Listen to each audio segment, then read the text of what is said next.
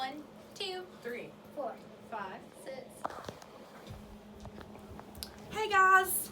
So this time we're here to do a commemorative speech, and a lot of people are going to be eulogizing people or talking about famous people in history or talking about people who mean a lot to them. But this can be any kind of speech, really. So what I'm doing is commemorating a feeling. So, a sentimental longing or wistful affection for the past, typically for a period of time that has a happy association. That is the definition of nostalgia, and that's the feeling I want to talk about today. That's the feeling I want to commemorate, if you will.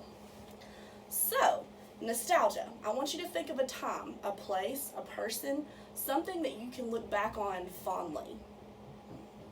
Everybody got your place? Be thinking about it. So, I personally am very nostalgic.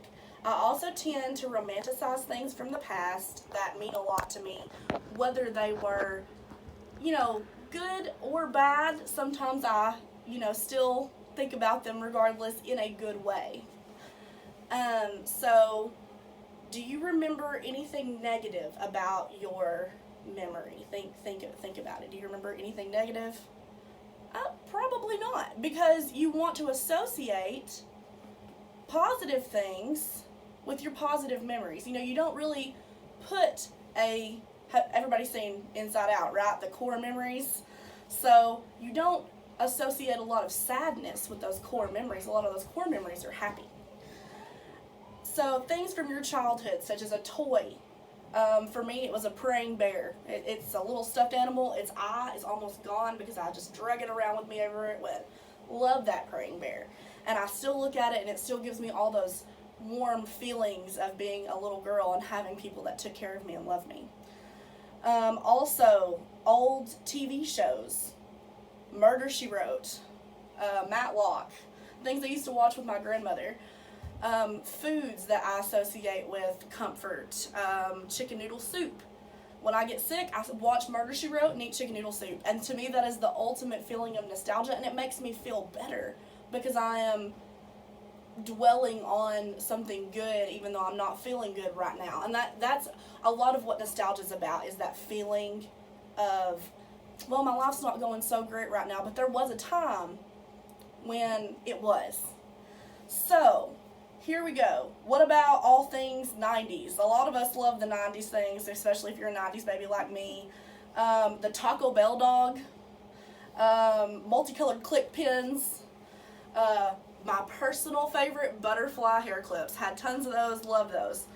I still have them. And when I see them and when I think about them, that takes me back to a time that I long for even now. These things give us a positive emotional response. Playing an oldies playlist, whether that be from the 90s or, from any time, all the way back to Elvis, it gives you that throwback jam feeling, and everybody's so excited about, singing songs that you already know the words to. It's a feeling of comfort. It takes the anxiety out. That's why I rewatch shows like Friends, because it's comforting and nostalgic for me. So as you go through your adolescence, you start remembering more things, special things. For most of us in this room, which it isn't for everyone out there, sorry, but everyone in this room, we all remember camp as being such a positive thing in our lives. Short Mountain Bible Camp. We grew up going there once a year, every summer. We plan for it. We think about it. Most of us really, really love it. And there's always positive memories involved in that. A lot of times you won't think about the negative because you're nostalgic for that positive memory. Also, things can be a little bittersweet. Things come and go in our lives, such as friends. I love the quote by this Ben Rector. He's a singer. He said, "You can't make old friends."